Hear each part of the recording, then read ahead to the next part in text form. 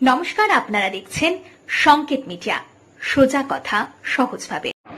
জেলায় জেলায় অনুষ্ঠিত হচ্ছে দুর্গাপুজোর কার্নিভালের বিসর্জনের শোভাযাত্রা।